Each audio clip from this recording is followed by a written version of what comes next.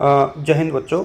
सबसे पहले तो मैं आपको बता दूं कि ये जो वीडियो है वो आपके पब्लिक एडमिनिस्ट्रेशन से संबंधित है और लोक प्रशासन एक बहुत महत्वपूर्ण विषय है। पेपर का नाम अलग अलग जगह अलग अलग हो सकता है, जैसे लोक प्रशासन के तत्व, इसको आप लोग नोट करके रखें, लोक प्रशासन के तत्व। और कई जगह जो है इसका नाम है theory and practice of public administration, यानी लोक प्रशासन सिद्धांत और व्यवहार। लोक प्रशासन सिद्धांत एवं व्यवहार। अब मैं आपको बहुत सिंपल तरीके से समझाऊं तो ये दोनों ही पेपर कोटा यूनिवर्सिटी की बात करें तो तत्व के नाम से तो चलता है ये बीए सेमेस्टर फर्स्ट में, और व्यवहार के नाम इससे दूसरे नाम से चलता है MA semester one public administration में। ये पॉलिटिकल साइंस में भी कई जगह लोक प्रशासन वाला पेपर चलता है, तो वहाँ भी ये उतना ही यूज़फुल है। तो ये काफ़ी महत्वपूर्ण टॉपिक अपने आप में बन जाता है। अब मैं आपको बता दूं कि इसमें कौन कौन से क्वेश्चन हैं जो बनते हैं। और पहला क्वेश्चन जो मैं आप लोगों के साथ साझा करूंगा वो है लोक प्रशासन का अर्थ, प्रकृति और क्षेत्र। यहाँ पर लोक प्रशासन के अर्थ प्रकृति को हम लोगों को अच्छे से रीड करना चाहिए, ये मेरा मानना है। तो लोक प्रशासन, यहाँ आप लोग इसको टॉपिक के रूप में देखें। लोक प्रशासन अर्थ, प्रकृति एवं क्षेत्र। अब यहाँ पर आप इसको public administration, meaning, nature and scope के नाम से भी देख सकते हो। बिल्कुल कोई भी इशू यहाँ पर नहीं है। चूँकि वीडियो थोड़ा बड़ा हो सकता है, आप लोग उसी हिसाब से इसको देखिए। इंट्रोडक्शन सबसे पहले आपको लिखना है, परिभाषा से पहले आपको इंट्रोडक्शन लिखना है। ये मैं बीए के और एमए दोनों के बच्चों के हिसाब से बता रहा हूँ। तो क्या क्या चीज़ें इंपॉर्टेंट हो सकती हैं, देखिए। एक तो लोक प्रशासन शब्द का जो इस्तेमाल था ना, सबसे पहले लोक प्रशासन जो वर्ड है यानी पब्लिक एडमिनिस्ट्रेशन जो वर्ड है उसका यूज यूरोप में शुरू हुआ था, और यूरोप में ये 17th सेंचुरी में आया। बट लोक प्रशासन का एक विषय के रूप में विकास जो है ना, वो वुडरो विल्सन के टाइम से माना जाता है।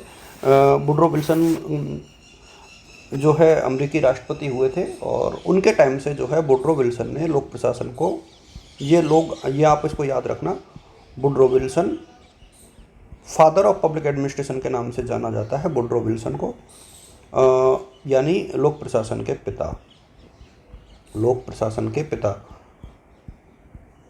तो ये आपको थोड़ा सा कुछ चीज़ें हैं जो ध्यान रखनी चाहिए। अच्छा, लोक प्रशासन का मीनिंग क्या होता है, देखिए, पब्लिक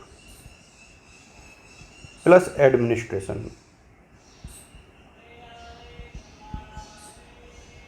अब इसको आप लोग समझिए। पब्लिक यानी बहुत सिंपल तरीके से लोक या सरकारी से है पब्लिक का मतलब। और एडमिनिस्ट्रेशन की यदि हम लोग बात करें तो एडमिनिस्ट्रेशन का जो सिंपल अर्थ होता है टू सर्व या to manage. To serve oblique to manage, manage यानी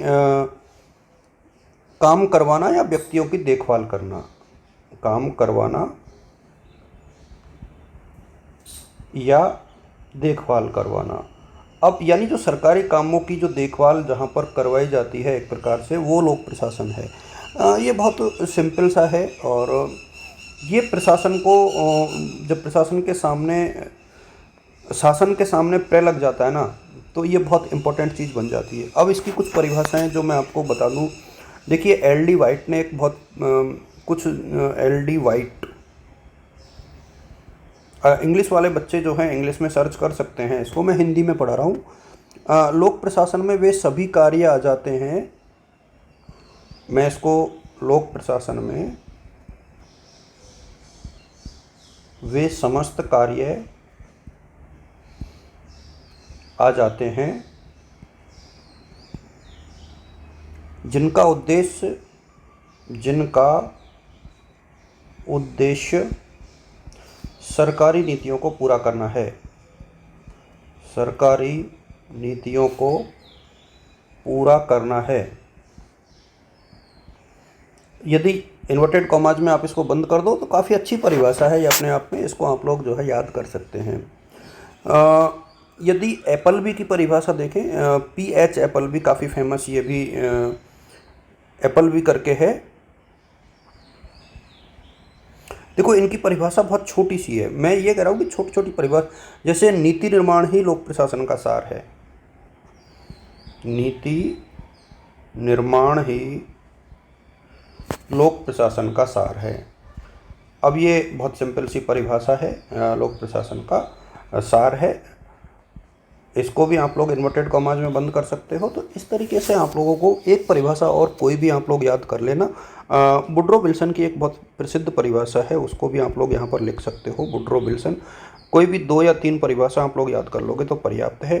राइटिंग हो सकता है आपको उतनी ठीक ना लगे, लेकिन मेरा उद्देश्य यहाँ पर आपको समझाना है। कानून को विस्तृत,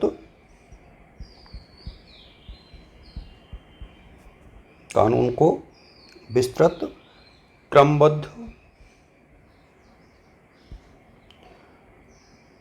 रूप से क्रियान्वित, क्रमबद्ध रूप से क्रियान्वित करने का नाम ही, करने का नाम ही लोक प्रशासन है, लोक प्रशासन है। अब ये बहुत, तो देखिए कुछ परिभाषाएं हैं वो अपने आप में बहुत महत्वपूर्ण बन जाती है, आप लोग इसको देख लीजिएगा। तो ये तो हो गई देखो पब्लिक एडमिनिस्ट्रेशन की परिभाषा। अब जब पब्लिक एडमिनिस्ट्रेशन की परिभाषा जब आप पढ़ लेते हो तो ये तो इसका एक प्रकार से मीनिंग हो गया। तो अब मीनिंग कंप्लीट होने के बाद पहले हम लोग इसका क्षेत्र देख लेते हैं, स्कोप ऑफ पब्लिक एडमिनिस्ट्रेशन। ये भी बहुत महत्वपूर्ण है और एग्ज़ाम के हिसाब से इम्पोर्टेंट बनता है। यदि आप लोग यदि पूरा पढ़ोगे तो आपको जो 2 नंबर वाले क्वेश्चन है वो भी यहाँ से मिल जाएंगे। स्कोप यानी स्कोप ऑफ पब्लिक एडमिनिस्ट्रेशन यानी लोक प्रशासन का क्षेत्र। इसको जैसे ही आप लोग देखोगे इसकी विषय वस्तु में कौन कौन सी चीज़ें आती हैं, तो देखिए कुछ दृष्टिकोण हैं, मैं आपको बताना चाहूँगा कि इसमें कुछ दृष्टिकोण हैं। जैसे एक पहला दृष्टिकोण आता है संकुचित दृष्टिकोण, संकुचित दृष्टिकोण। अब आप इसको ऐसे कैसे याद कर लो, ये दृष्टिकोण दिया है गुलिक और साइमन ने, ये नाम आपको याद होने चाहिए, गुलिक और plus Simon, Herbert Simon famous है। इन दोनों ने कहा था, इन्होंने कहा था कि सिर्फ कार्यपालिका है ना वही लोक प्रशासन का क्षेत्र होता है। कार्यपालिका यानी executive, executive is the only part of public administration according to Luther Gulick and Herman Simon. तो इसके बाद यदि हम लोग आगे बढ़े मैं तो व्यापक दृष्टिकोण आता है, व्यापक दृष्टिकोण यानी कॉम्प्रहेंसिव। देखिए ये तो नैरो हो गया एक प्रकार से। फिर आता है व्यापक दृष्टिकोण, व्यापक दृष्टिकोण। अब व्यापक दृष्टिकोण की जब हम लोग बात करते हैं तो मैं आपको बता दूं कि इसको बिलोबी और वाइट ने इसको दिया था, बिलोबी ऑब्लिक वाइट। यदि आप लोगों ने बेटा पूरा इसको याद कर लिया तो आप लोग तय मान के चले कि आपको काफ़ी अच्छे मार्क्स मिलने की संभावना रहेगी। अब इन्होंने क्या कहा, इन्होंने कहा कि देखिए जो तीनों शासन के अंग है ना, कार्यपालिका भी, आप फ्लो चार्ट ऐसे भी बना सकते हो, इसमें कोई दिक्कत नहीं है, कार्यपालिका भी, व्यवस्थापिका भी यानी एग्जीक्यूटिव, इसके बाद लेजिस्लेचर और इसके बाद जो है ज्यूडिशरी यानी न्यायपालिका, यानी शासन के तीनों अंग जो हैं इसका हिस्सा होते हैं according to White and Willoughby. यदि हम लोग और थोड़ा सा आगे बढ़े तो एक दृष्टिकोण है जो है पोस्ट कॉर्ब। अब ये पोस्ट कॉर्ब है ना, ये तो कई बार एग्ज़ाम में अलग से आता है पोस्ट कॉर्ब दृष्टिकोण। इसको इस तरीके से लिखते हैं POSTCORB,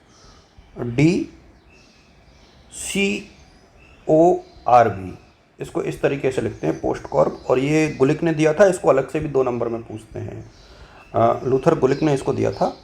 और इसको बिल्कुल एक एक शब्द को आप उठाओगे तो पी से होता है प्लानिंग यानी नियोजन। इसको इसी तरीके से याद करोगे आप तो आराम से हो जाएगा। फिर ओ से होता है ऑर्गेनाइजेशन यानी संगठन। और एस से यदि आप लोग देखोगे तो एस का मतलब होता है स्टाफिंग यानी कार्मिकों की व्यवस्था करना। एस मतलब स्टाफिंग, स्टाफिंग यानी एक प्रकार से संगठन में कार्मिकों की व्यवस्था करना। डी, डी का मतलब होता है डायरेक्शन। डी मतलब डायरेक्शन, निर्देशन देना। भाई आप कोई भी संगठन चलाओगे तो उसमें निर्देशन जरूरी है। और इसके बाद देखिए डी, डी हो गया। फिर है सी ओ, सी ओ का मतलब है कोऑर्डिनेशन। सी ओ यानी कोऑर्डिनेशन यानी समन्वय। ये भी महत्वपूर्ण हिस्सा होता है समन्वय भी। तो ये सी ओ हो गया। इसके बाद आर, आर यानी प्रतिवेदन या रिपोर्टिंग। देखिए इतना भी यदि आप लोग याद कर लोगे, ऐसे भी लिख दोगे तो ये बहुत अच्छा एक प्रकार से आंसर आपका हो जाएगा, प्रतिवेदन। अब इनको मैं अलग अलग से एक्सप्लेन नहीं कर रहा हूँ, आप लोग अपनी बुक में से यदि देखोगे तो शायद ठीक ठीक समझ में आ जाएगा। और बी, बी मतलब बजटिंग। अब किसी भी प्रशासन को चलाने के लिए बजट का होना ज़रूरी है, तो ये भी इसका एक प्रकार से लोक प्रशासन का ही क्षेत्र माना जाता है। इसके अलावा कुछ दृष्टिकोण और हैं, उनके आप लोग सिर्फ नाम याद कर लोगे तो भी काम चल जाएगा। जैसे डी पर आप लिखोगे तो पाठ्य वस्तु संबंधी, इसका नाम याद कर लो। थोड़ा सा इसमें कहीं से भी देख लेना आप। ये मरियम ने दिया था, मरियम ने, लेविस मरियम। यदि ई की बात करें तो लोक नीति संबंधी दृष्टिकोण, लोक नीति संबंधी दृष्टिकोण। और मनोसामाजिक दृष्टिकोण, इसको रिक्स ने दिया था, इसको ध्यान रखना। मनो सामाजिक दृष्टिकोण। और इसके अलावा डी, ई, एफ था ये। और इसके बाद नेक्स्ट है जी यानी 7वें नंबर पे आएगा लोक और निजी प्रशासन का अंतर। मतलब यहाँ पर जो है लोक और निजी प्रशासन के अंतर के बारे में बात करते हैं, निजी प्रशासन का अंतर। अब देखिए ये तो हो गया एक प्रकार से इसका क्षेत्र। और अब इसको इतना ही यदि आप लोगों ने पढ़ लिया तो भी आपका काम हो जाएगा। अब बात आती है प्रकृति की यानी नेचर ऑफ पब्लिक एडमिनिस्ट्रेशन। अब इसको किस तरीके से आप लोगों को देखना है। देखिए नेचर, जहाँ भी आप लोग नेचर ऑफ कोई भी सब्जेक्ट के बारे में पढ़ोगे ना तो दो दृष्टिकोण हैं। खासतौर पर लोक प्रशासन में जब पढ़ोगे आप तो दो दृष्टिकोण निकल करके आते हैं। एक तो होता है कि ये प्रबंधकीय है या एकीकृत है, प्रबंधकीय या एकीकृत यानी मैनेजरियल और इंटीग्रेटेड। और दूसरा है कला और विज्ञान, कला ऑब्लिक विज्ञान। अब इसको मैं ज़्यादा एक्सप्लेन नहीं करूँगा, आप अपने बुक में से देखना इसको। बस थोड़ा सा आप लोग ये समझ लो कि जब प्रबंधकीय दृष्टिकोण की बात करते हैं तो प्रबंधकीय दृष्टिकोण का मतलब ये है कि लोक प्रशासन में सिर्फ जो ऊपरी लोग हैं यानी जो मैनेजर या निर्णय लेने वाले लोग हैं उन्हीं को शामिल करते हैं। एकीकृत में निम्न कार्मिक से लेकर के उच्च कार्मिक तक सभी को लोक प्रशासन का हिस्सा माना जाता है। ये तो हो गया इसमें। और कला आप सब जानते हैं, कला का मतलब किसी कार्य को बेहतर करने का तरीका। तो लोक प्रशासन में कला की सभी विशेषताएं विद्वान हैं। विज्ञान की कुछ अपनी विशेषताएं होती हैं, वो भी यहाँ पर मौजूद हैं। तो जो ये है कला और विज्ञान दोनों है। बस इतना सा आप इसको देखोगे तो मेरे सामने ये बहुत शानदार क्वेश्चन आपका बन जाएगा। और ये बहुत इम्पोर्टेंट है, आप इतना भी यदि पढ़ लोगे तो आपके लिए काफ़ी यूजफुल ये रहेगा। और टेलीग्राम पर आप लोग DS एजुकेटर ज्वाइन करके रखें, डेफिनेटली आपको वहाँ पर बाकी जो इस पेपर से रिलेटेड वीडियोज़ है वो भी मिलेंगे।